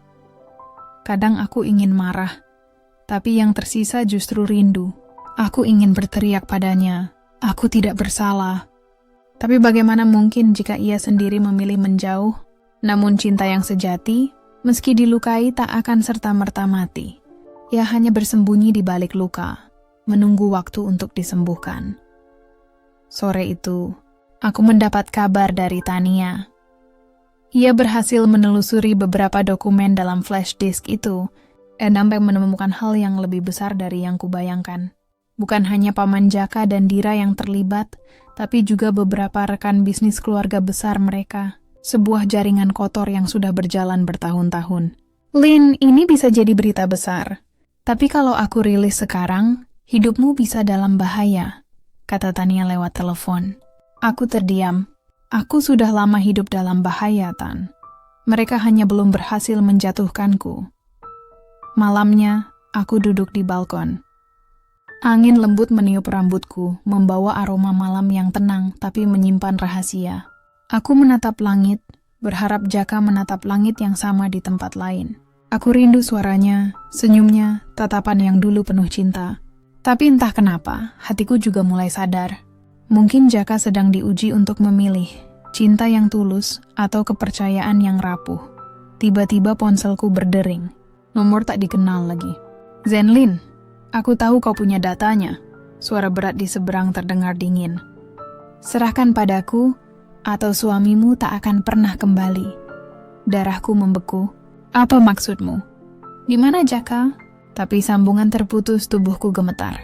Aku berlari ke kamar, membuka lemari, memeriksa tas tempat kusimpan salinan data. Kosong. Flash disk cadangan yang kubuat hilang. Seseorang sudah masuk ke rumah ini. Air mataku menetes, tapi bukan karena takut. Ini kemarahan yang selama ini kutahan, kini berubah menjadi nyala yang tak bisa dipadamkan. Keesokan paginya, aku menemui Tania di tempat aman. Aku ceritakan semuanya. Tentang ancaman itu, dan hilangnya bukti cadangan. Ia menatapku penuh cemas. Lin, kau harus hati-hati. Kalau mereka tahu kau masih punya salinan lain, mereka akan melakukan apapun. Aku menatapnya, mataku pejam sebentar, lalu berkata tegas, aku tidak akan mundur. Mereka boleh mengancamku, tapi aku tak akan menyerahkan kebenaran pada ketakutan. Malam itu, aku menulis surat untuk Jaka. Sayang, aku tak tahu di mana kau sekarang, tapi jika surat ini sampai padamu, ketahuilah bahwa aku masih mencintaimu. Meski kau memilih pergi, aku hanya berjuang untuk sesuatu yang dulu kita percayai bersama. Kebenaran dan kehormatan. Jika cinta kita tak cukup kuat menanggung badai ini, biarlah waktu yang menguji apakah ia masih pantas disebut cinta. Aku melipat surat itu, menyimpannya di laci bersama cincin kawin kami. Dan di detik itu, aku berjanji pada diriku sendiri. Cinta boleh hancur, tapi harga diri tidak akan pernah kubiarkan diinjak. Langit pagi itu berwarna kelabu, seperti hatiku yang tak pernah benar-benar pulih. Embun menempel di kaca jendela, seakan enggan berpisah dengan malam yang baru saja berlalu. Sudah seminggu sejak ancaman itu datang, aku belum menemukan Jaka, dan setiap hari yang lewat terasa seperti menunggu kabar dari dunia yang tak pernah memberi jawaban. Tania menyarankan agar aku pergi dari kota dulu. Mereka mungkin memantau Mulin, sembunyi dulu baru kita cari celah untuk bertindak. Tapi aku menolak. Aku tidak bisa meninggalkan tempat ini, tempat yang masih menyimpan aroma Jaka. Di setiap kain, di setiap gelas kopi yang belum sempat ku bersihkan. Aku masih percaya, jika cinta punya arah, maka ia pasti akan membimbingku padanya. Pagi itu aku memutuskan pergi ke rumah tua peninggalan ayah di pinggir kota. Tempat yang dulu tak pernah kami kunjungi lagi. Entah mengapa hatiku seperti ditarik ke sana. Begitu aku tiba, udara di sekitar terasa asing tapi hangat, seperti kenangan lama yang datang menepuk pundak. Di ruang tamu yang berdebu, aku melihat sesuatu yang tak seharusnya ada. Selembar kertas terlipat di bawah vas bunga pecah. Tanganku bergetar saat membuka lipatan itu, tulisan tangan Jaka. Jika kau membaca ini, berarti mereka sudah mendekat. Jangan percaya siapapun, bahkan yang paling dekat sekalipun. Aku harus berpura-pura pergi agar kau selamat. Percayalah, Lin, semua ini akan segera berakhir. Dadaku sesak. Air mata jatuh tanpa ku cegah. Jadi Jaka tidak meninggalkanku karena benci, ia sedang melindungiku. Tapi dari siapa? Dan bagaimana ia tahu mereka akan mendekat ke rumah ayahku? Rasa takut dan rindu bercampur dalam dada, seperti badai yang menolak reda. Aku mulai menelusuri isi rumah itu. Di balik lemari tua, aku menemukan laci rahasia. Di dalamnya ada peta kecil dan sebuah flash disk hitam yang tak pernah kulihat sebelumnya. Tulisan di atasnya samar, Rencana S. Aku segera menyalakannya di laptop tua yang kubawa. Begitu layar menyala, muncul deretan video pendek, rekaman rapat para pejabat perusahaan yang wajahnya familiar. Beberapa dari mereka pernah datang ke pesta keluarga Jaka. Semuanya mulai jelas. Paman Jaka, Dira, dan bahkan seorang pejabat tinggi di kementerian sedang bermain dalam proyek besar yang menelan dana publik. Mereka tidak hanya mencuri uang, tapi juga mencuri masa depan banyak orang. Ketika aku sedang menonton, suara langkah kaki terdengar dari luar. Aku cepat mematikan laptop dan menahan napas. Suara pintu depan terbuka. Lalu suara seorang pria berat dan pelan, "Zenlin, aku tahu kau di sini. Aku membeku." Itu suara yang ku kenal. Dira. Tanganku meremas pinggiran meja, tubuhku gemetar. Aku tahu jika aku diam saja aku akan ditemukan. Tapi jika aku melawan, nyawaku bisa melayang di rumah yang dulu pernah penuh cinta ini. Aku berlari ke dapur, keluar lewat pintu belakang, dan menyelinap ke kebun bambu di belakang rumah. Nafasku tersengal, tapi hatiku justru semakin teguh. Di genggaman tanganku, flash disk kecil itu terasa seperti kunci menuju kebebasan atau kehancuran. Malamnya, aku bersembunyi di rumah Tania.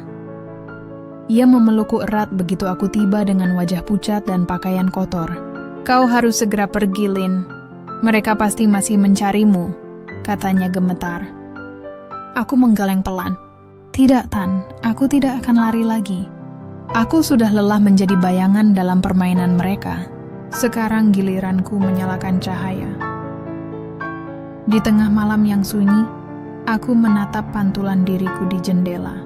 Mata yang dulu penuh ketakutan kini memantulkan api kecil, nyala yang lahir dari cinta dan luka yang sama-sama dalam. Untuk pertama kalinya, aku tak lagi menunggu Jaka menjemputku dari kegelapan. Aku akan menemuinya sendiri. menembus segala rahasia yang mereka sembunyikan di balik nama cinta dan kehormatan. Aku tidak tidur malam itu. Hujan turun pelan di luar jendela, membasuh sisa lumpur di kakiku, namun tidak mampu membasuh resah yang menempel di dada. Surat Jaka masih kugenggam erat. Lipatannya mulai lembab karena tangisku yang tak berhenti. Kata-kata di atas kertas itu seolah hidup, bergetar di setiap degup jantungku. Aku harus berpura-pura pergi agar kau selamat. Kalimat itu terus menggaung, seolah menjadi mantra pahit yang menahan langkahku di antara pilihan. Apakah aku harus mempercayainya, atau menganggap ini hanya permainan lain yang mereka ciptakan untuk menguji hatiku? Tanya duduk di sebelahku, wajahnya tegang. Lin, kita tak bisa hanya menunggu. Kalau benar mereka menipu Jaka, bukti di flash disk itu bisa menjatuhkan mereka semua. Aku menatapnya dalam diam. Di kepalaku, wajah Jaka menari di antara bayangan. Matanya yang hangat, senyumnya yang menenangkan, dan janji-janji kecil yang dulu terasa abadi. Tapi cinta kadang mengubah bentuknya menjadi teka-teki yang bahkan hati sendiri tak sanggup menjawab. Aku takut, Tan, bisikku. Jika aku membuka semuanya, aku mungkin kehilangan Jaka untuk selamanya. Tapi jika aku diam, aku kehilangan diriku sendiri. Subuh berikutnya aku berangkat diam-diam, hanya meninggalkan catatan kecil untuk Tania. Aku menuju gedung tua tempat rapat direksi dulu sering diadakan. Tempat di mana Jaka sering berkata, "Disinilah segalanya dimulai, Lin." Kini aku kembali ke sana. Bukan sebagai istri yang menunggu suaminya bekerja, tapi sebagai perempuan yang mencari kebenaran di reruntuhan cinta. Ruang rapat itu sunyi, hanya terdengar derit kipas angin tua yang menggantung di langit-langit. Aku menyalakan laptop dan memasukkan flash disk itu. Suara klik kecil terdengar, lalu layar menampilkan wajah-wajah yang tak asing. Dira, Paman Jaka, dan beberapa pejabat berbisik dalam rapat rahasia.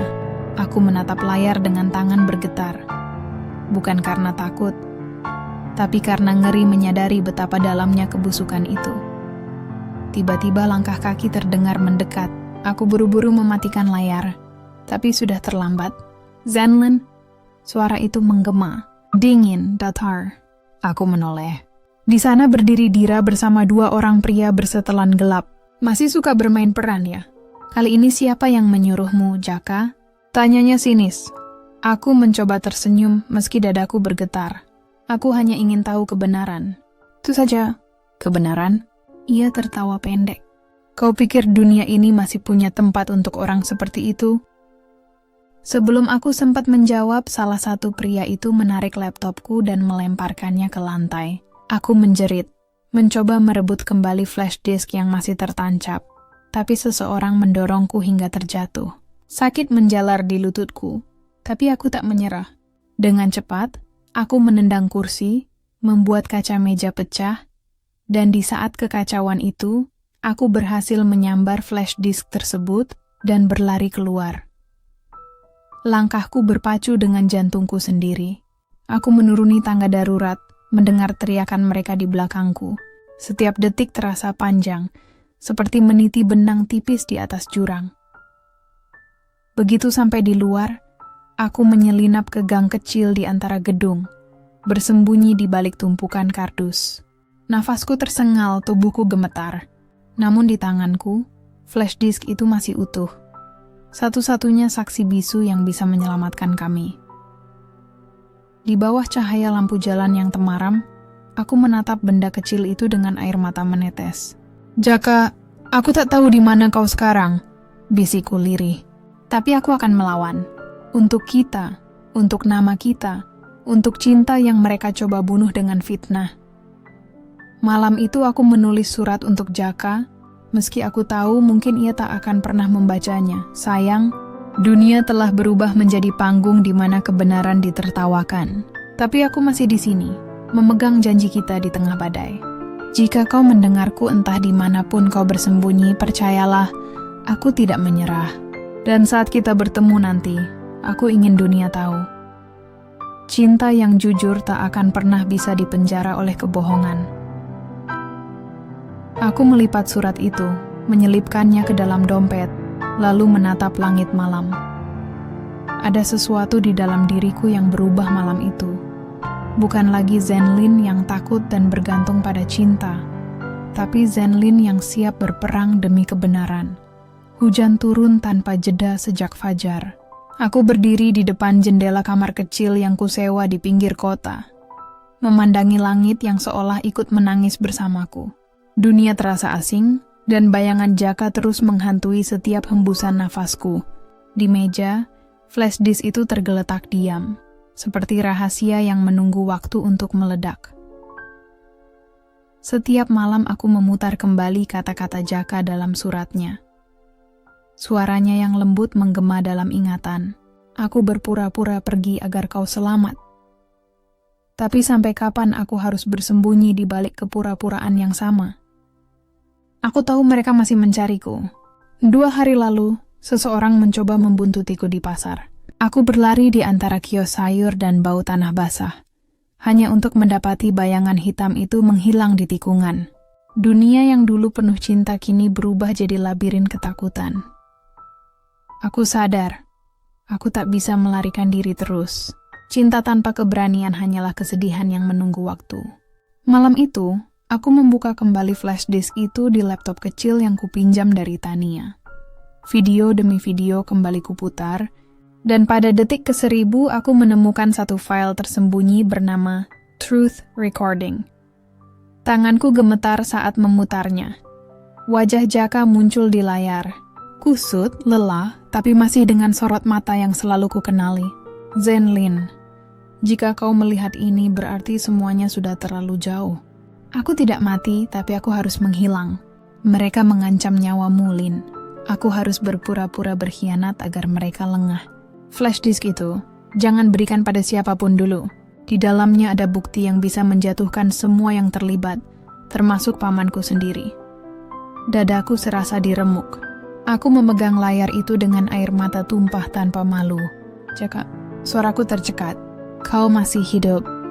Malam itu aku menatap layar sampai video berhenti.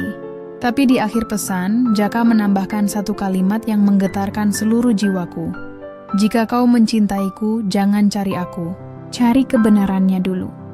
Kalimat itu menjadi pisau dan pelukan dalam waktu yang bersamaan. Bagaimana bisa cinta yang begitu tulus harus berjalan di atas duri-duri rahasia? Aku duduk lama, membiarkan tangisku menetes di atas keyboard, sampai listrik padam dan dunia kembali dalam gelap. Keesokan paginya aku membuat keputusan. Aku harus bertemu seseorang dari media yang bisa kupercaya. Seorang jurnalis independen yang dulu pernah menulis tentang kasus korupsi besar. Namanya Rahma. Aku menemuinya di sebuah kafe kecil dekat stasiun. Ia datang mengenakan jaket kulit, wajahnya tegas namun teduh. Zenlin, tanyanya pelan. Aku mengangguk. Aku punya sesuatu yang akan mengguncang banyak nama. Kami berbicara lama. Tentang cinta yang dikorbankan demi kebenaran. Tentang nama yang dicemarkan. Tentang suami yang harus berpura-pura jahat demi melindungi. Rahma menatapku lama, lalu berkata, "Kalau semua ini benar, kau tidak hanya sedang menyelamatkan dirimu, tapi juga nama suamimu. Tapi kau tahu risikonya kan?" Aku meneguk kopi yang sudah dingin. Aku sudah kehilangan terlalu banyak untuk takut kehilangan lagi. Malam itu, kami berdua menyusun rencana. Rahma akan menyebarkan bukti-bukti itu ke beberapa kanal berita sekaligus, memastikan mereka tidak bisa menutupi semuanya. Aku pulang dengan dada berdebar, takut tapi juga lega. Untuk pertama kalinya, aku merasa langkahku punya arah. Namun saat tiba di kosan, aku mendapati pintu kamar sudah terbuka. Segalanya berantakan. Laptop, dokumen, bahkan surat Jaka hilang.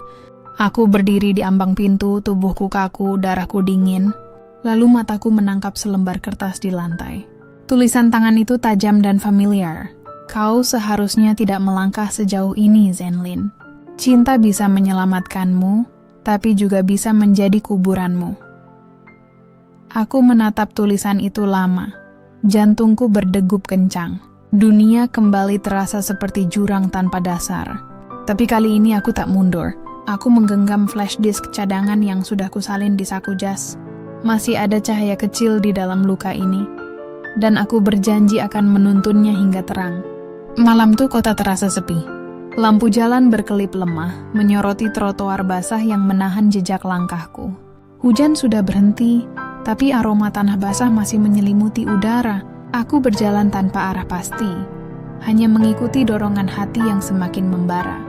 Flash disk itu ada di sakuku, seolah benda kecil itu menuntun setiap langkahku menuju kebenaran. Hari-hari terakhir telah mengajarkanku satu hal.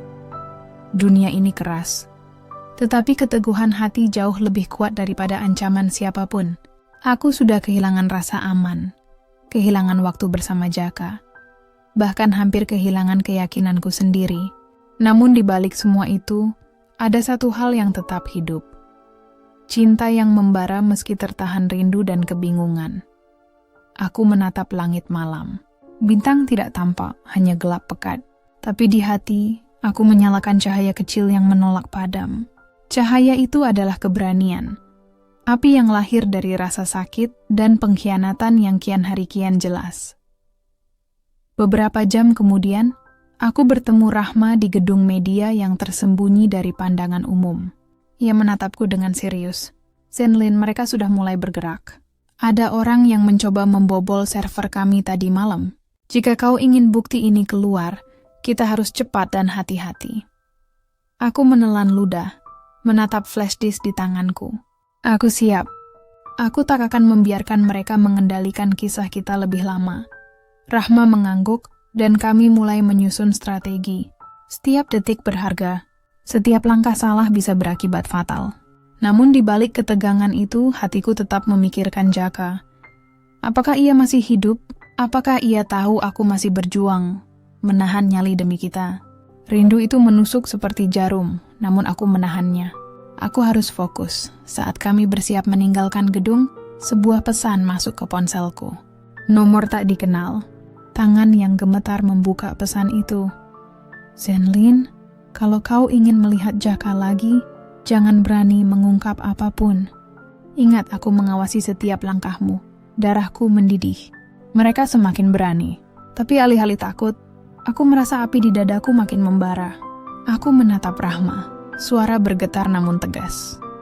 Kalau mereka pikir ancaman bisa membuatku menyerah, mereka salah. Aku harus menemukan Jaka, tapi aku juga harus memastikan kebenaran terungkap. Kami bergerak cepat, menyalakan server cadangan, dan mulai menyalin seluruh data.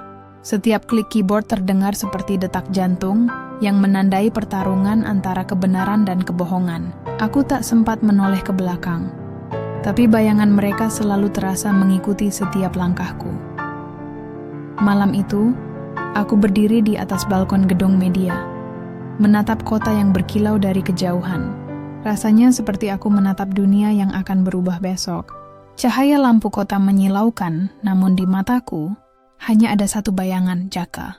Aku merindukannya, namun aku tahu, untuk bertemu kembali dengannya, aku harus menaklukkan semua bayangan di balik kebenaran ini. Aku menutup mata sejenak, menarik napas panjang. Jaka, kau mungkin jauh dariku, tapi percayalah, aku tak akan berhenti. Untukmu, untuk kita, aku akan menyalakan cahaya ini sampai dunia melihat siapa yang benar-benar berhak. Menurut kalian, apakah Zenlin harus fokus menemukan Jaka terlebih dahulu, atau mengekspos bukti ini ke publik sekarang juga? Tulis pendapat kalian di kolom komentar. Karena di bab selanjutnya, keputusan Zenlin akan menentukan nasib cinta dan kebenaran yang ia perjuangkan. Matahari baru saja terbit ketika aku menapaki jalanan kota yang basah oleh sisa hujan semalam. Udara dingin menyentuh kulitku, tapi rasa dingin itu tidak sebanding dengan rasa dingin yang melingkupi hatiku beberapa hari terakhir. Di genggaman tanganku, flash disk itu seolah berat, memuat rahasia yang tak hanya bisa menyelamatkan kami, tapi juga bisa menjadi senjata yang membinasakan. Aku berjalan dengan hati-hati, setiap langkah seolah menimbang antara keberanian dan ketakutan. Dunia ini terasa seperti labirin tak berujung, penuh bayang-bayang pengkhianatan yang siap menelan siapa saja yang terlalu percaya. Bahkan di tengah rindu pada Jaka, Aku sadar bahwa cinta saja tak cukup untuk melawan tipu daya yang begitu licik. Rahma sudah menungguku di kafe tersembunyi dekat pelabuhan. Wajahnya tegang, namun tatapannya menenangkan. "Zenlin, mereka semakin nekat," katanya. "Kami menerima informasi bahwa seseorang memantau gedung media kami. Jika kau mau selamat, kita harus cepat." Aku menelan ludah, menatap flash disk di tangan. Aku tak akan mundur. Aku sudah terlalu jauh untuk menyerah sekarang. Rahma mengangguk, lalu kami masuk ke dalam gedung tua yang dijadikan markas sementara. Suasana di dalam tegang, setiap detik berharga. Aku duduk di depan laptop, mulai menyalin file demi file, memastikan bahwa bukti ini aman. Namun saat tengah malam teleponku berdering, nomor tak dikenal lagi. Aku mengangkat dengan hati-hati. "Zenlin, kau pikir bisa bermain di atas kami?" Suara itu dingin, mengiris. "Kalau kau terus bergerak, Jaka akan menjadi taruhannya." Tubuhku gemetar, tapi mataku menyala. Mereka mengancam Jaka agar aku takut. Tapi bukankah cinta yang sejati justru menuntun kita untuk berani melawan, bahkan demi nyawa orang yang kita cintai? "Jika kalian menyakiti Jaka, aku pastikan dunia akan tahu siapa sebenarnya yang bersalah." Jawabku pelan tapi tegas. Telepon terputus, meninggalkan suara hujan yang menetes di luar jendela. Aku menatap flash disk itu dengan mata berkilat. Tuan, ini bukan sekadar data. Ini adalah kebenaran yang harus aku lindungi. Untuk kami, untuk Jaka, dan untuk semua orang yang pernah mereka fitnah. Keesokan paginya, aku menerima pesan dari seseorang yang kukenal sebagai informan Rahma. "Zenlin, Jaka masih hidup. Saya jaga oleh seseorang yang setia padanya. Tapi kau harus bergerak sekarang. Mereka tahu kau memiliki bukti dan akan melakukan apa saja untuk menghentikanmu." Jantungku berdegup kencang. Akhirnya ada secercah harapan. Aku tahu, untuk menemukan Jaka, aku harus berani menembus semua bayang-bayang pengkhianatan yang selama ini mengelilingi kami. Sore itu, aku menatap langit yang mulai gelap di ujung kota. Hujan ringan kembali turun, menetes di pipiku seperti air mata yang tak kuasa ku tahan. "Jaka, aku akan menemukanmu," bisikku lirih. Tak peduli seberapa besar dunia mencoba memisahkan kita, aku tak akan berhenti. Karena cinta kita bukan hanya soal rindu, tapi soal kebenaran yang harus kita genggam bersama. Aku menarik napas dalam, menatap lampu kota yang berkelip di kejauhan. Di bawah bayang-bayang pengkhianatan ini, aku tahu satu hal. Langkahku sudah pasti, dan hatiku tidak akan pernah mundur. Malam itu kota seakan menahan napas. Lampu jalan berpendar lembut di trotoar basah, menuntunku melintasi lorong-lorong yang sunyi. Hujan semalam masih meninggalkan aroma tanah basah yang menguar di udara, mengingatkanku pada semua langkah yang telah kulalui. Langkah penuh rindu, langkah penuh tekad, langkah yang kini menuntunku lebih dekat pada Jaka. Flash disk itu ku genggam erat di tangan, seolah setiap bit datanya adalah denyut jantung kami yang tak boleh berhenti. Dalam keheningan malam, aku membayangkan wajah Jaka, matanya yang tajam tapi lembut, senyum yang selalu menenangkan, suara yang bisa meredakan badai di dalam hatiku.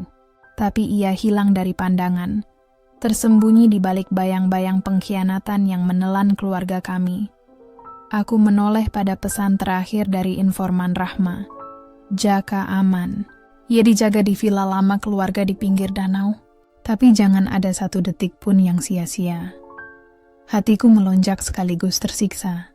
Akhirnya aku tahu di mana ia berada, tapi semua jalan menuju ke sana dipenuhi jebakan dan ancaman yang tak terlihat. Nafasku tersengal, tapi tekadku lebih kencang daripada rasa takut yang berdesakan di dada. Aku melintasi hutan kecil di pinggiran kota, menapaki jalan tanah yang licin. Hujan mulai turun tipis, menyentuh pipiku seperti sentuhan rindu yang lama tertahan. Setiap tetes hujan terasa seperti pengingat bahwa cinta ini bukan hanya soal kehadiran, tapi juga perjuangan untuk menemukan satu sama lain di tengah kegelapan dunia.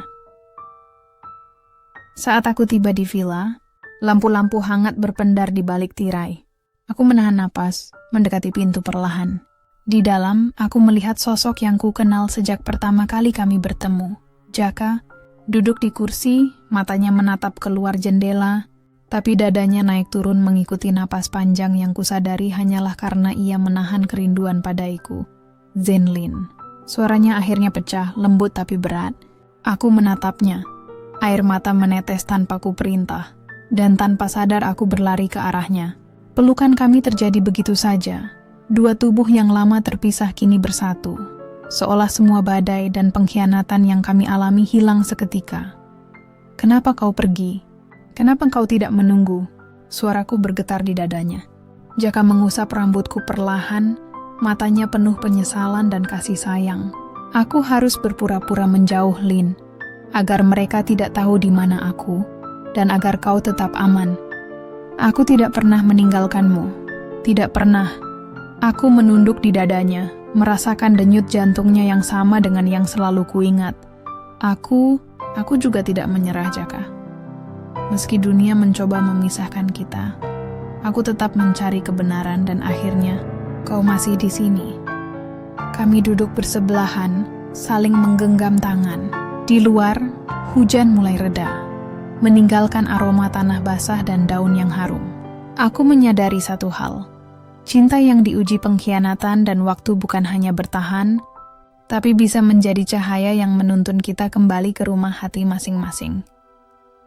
Dan malam itu, di bawah sinar lampu yang hangat, aku berbisik pelan ke telinganya.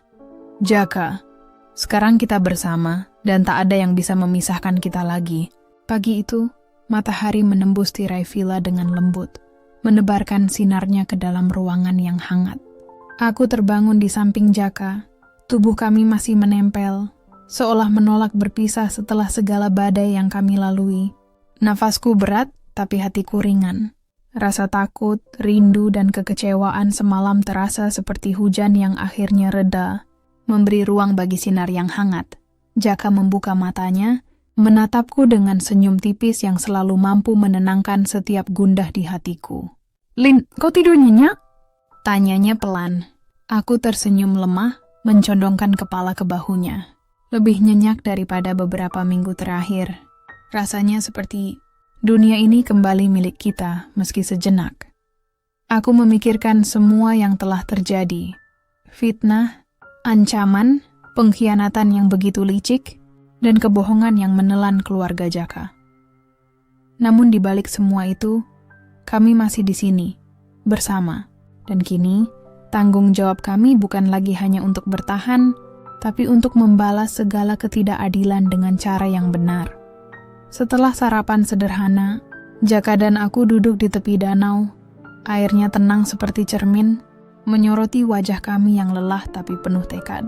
Aku memegang tangannya erat. Jaka, kita tidak bisa diam lagi.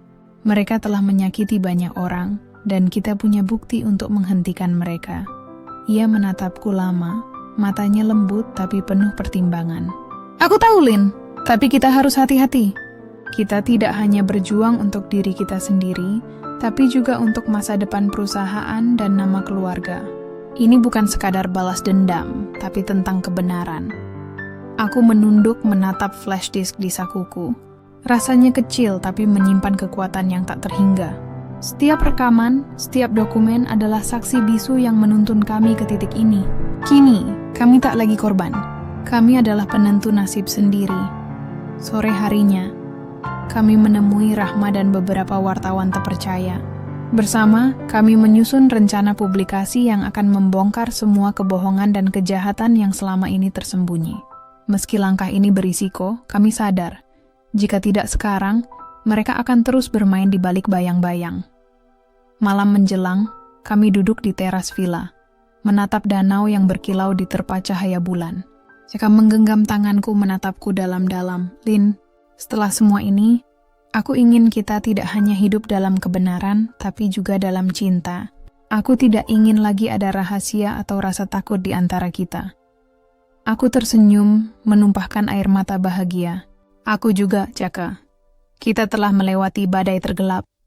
Dan kini kita bisa membangun hari esok dengan keyakinan dan cinta yang lebih kuat dari sebelumnya.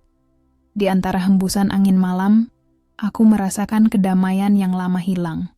Dunia kami mungkin masih berantakan di luar, tapi di sini, di dalam hati kami, ada cahaya yang tak bisa dipadamkan. Cinta dan kebenaran telah bertaut, saling menguatkan, dan memberi kekuatan untuk menghadapi semua badai yang masih mungkin datang. Pagi itu, sinar matahari menembus tirai kamar villa dengan hangat, mengusir sisa gelap yang menempel di hati. Aku membuka mata perlahan, menatap Jaka yang masih tertidur di sisiku. Wajahnya lembut, damai, jauh dari bayangan ancaman dan kebohongan yang selama ini menyelimuti kami. Rasanya dunia baru saja bernafas lega setelah badai panjang yang menimpa cinta dan kehidupan kami. Aku menyentuh tangannya, merasakan denyut jantung yang selama ini kerap menjadi jangkar dalam gelombang ketakutan. Jaka, kita berhasil, bisiku lirih, seakan menegaskan pada diri sendiri bahwa semua air mata, semua rasa sakit, kini memiliki arti. Kami duduk di balkon, menatap kota yang kini terlihat lebih terang, lebih bersih, meski bekas hujan masih membasahi jalanan. Flash disk yang dulu menjadi saksi rahasia kini sudah di tangan pihak media yang terpercaya, siap membongkar seluruh kebohongan dan kejahatan yang menjerat keluarga Jaka. Ada rasa lega yang tak bisa kuungkapkan dengan kata-kata, ya seperti menatap langit yang baru saja reda dari badai. Jaka menatapku, matanya bersinar. Lin, aku tahu perjalanan ini tidak mudah, tapi aku berterima kasih karena kau tak pernah menyerah. Karena cintamu, karena keberanianmu, kita bisa sampai di titik ini. Aku tersenyum, air mata menetes di pipi. Aku hanya melakukan apa yang seharusnya. Kita tidak hanya mempertahankan cinta kita, tapi juga kebenaran. Dan itu, Jaka, adalah hadiah terindah yang bisa kita raih bersama. Hari itu, kabar besar tersebar. Media menayangkan rekaman, dokumen, dan bukti nyata kebusukan beberapa anggota keluarga yang selama ini mencoba menjatuhkan kami. Nah, nama keluarga Jaka yang dulu hampir ternoda kini kembali bersih. Para pengkhianat tercengang, tak ada lagi yang bisa mereka lakukan. Kekayaan dan kehormatan yang sempat dipertaruhkan kini kembali ke tangan kami. Dan yang paling penting, kami selamat tanpa mengorbankan integritas. Malamnya, kami duduk di tepi danau, menatap bulan yang memantul di permukaan air. Jaka menggenggam tanganku erat. Suara lembutnya bergema di malam yang tenang. Lin, aku ingin kita mulai dari sini. Dan tidak ada rahasia lagi, tidak ada rasa takut. Hanya kita, cinta kita, dan hidup yang akan kita bangun bersama. Aku menatapnya, hatiku penuh kehangatan dan ketenangan. Aku setuju, Jaka. Kita telah melalui badai yang paling gelap. Kini waktunya menyalakan cahaya. Bukan hanya untuk kita, tapi untuk semua yang pernah kita perjuangkan. Kami saling tersenyum, menutup mata sejenak, merasakan detik-detik yang sempurna, di mana cinta dan kebenaran bersatu dalam harmoni. Di bawah sinar bulan aku tahu, segala luka yang pernah ada telah menjadi pelajaran, dan setiap air mata telah menjadi benih kekuatan yang menuntun kami pada kebahagiaan yang sejati. Dan malam itu, di antara bisikan angin dan riak danau, aku berbisik di hati, Jaka, kita akhirnya bebas, dan cinta kita selamanya tak tergoyahkan. Menurut kalian, bab penutup ini sudah memuaskan, atau kalian ingin melihat Zenlin dan Jaka menghadapi tantangan terakhir bersama? Tulis pendapatmu di kolom komentar. Karena setiap pendapat kalian berarti bagi kisah mereka. Beberapa bulan telah berlalu sejak kebenaran terungkap. Kota yang dulu terasa penuh bayangan kini tampak lebih hangat, seolah ikut merayakan kemenangan cinta dan kejujuran. Zenlin dan Jaka, yang pernah terjebak dalam pusaran fitnah, ancaman, dan pengkhianatan, kini duduk bersama di teras rumah mereka, memandang langit senja yang membara dengan keindahan yang menenangkan hati. Flash disk yang dulu menjadi kunci rahasia telah diserahkan ke pihak berwenang dan media terpercaya. Nama baik keluarga Jaka kembali bersih, dan mereka yang menebar kebohongan tak berani lagi mengusik. Namun lebih dari itu, Zenlin dan Jaka belajar bahwa kekayaan dan kehormatan bukanlah segalanya. Keberanian, Cinta dan kebenaran yang mereka pertahankan jauh lebih berharga. Zenlin menatap Jaka, senyum lembut menghiasi wajahnya. Kita berhasil melewati semuanya, Jaka. Tidak ada lagi bayangan yang menakutkan kita. Jaka menggenggam tangannya erat. Aku tahu, Lin, dan aku bersyukur kau tak pernah menyerah. Kau bukan hanya menyelamatkanku, tapi juga menyelamatkan kita dari diri sendiri yang hampir kalah oleh ketakutan. Mereka duduk dalam diam, merasakan angin sore yang hangat, suara burung yang kembali mengisi langit, dan ketenangan yang lama hilang. Setiap luka dan air mata yang pernah menetes kini menjadi bagian dari kekuatan mereka, membentuk cinta yang lebih matang, lebih tulus, dan tak tergoyahkan. Zenlin menunduk, menatap tangan mereka yang saling menggenggam, dan tersenyum pelan. Dunia mungkin tak selalu adil, dan manusia tak selalu jujur, tetapi hari ini mereka tahu satu hal yang pasti.